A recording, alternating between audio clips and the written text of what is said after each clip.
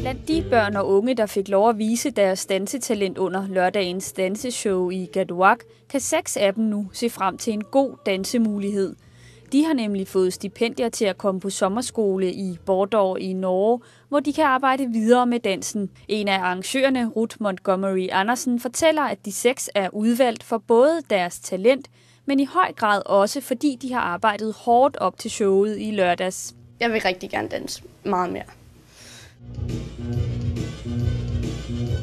Ja, jeg var rigtig nervøs, fordi vi er rigtig bange for, at vi skulle gøre noget fejl og sådan noget. Altså, vi har ikke haft så lang tid til at lære danse, men jeg synes nu, vi klarede det fint. Og det var ret sjovt i hvert fald.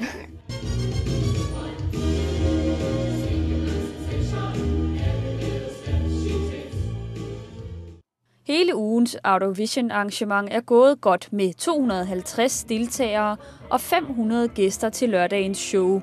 Autovision kører igen næste år.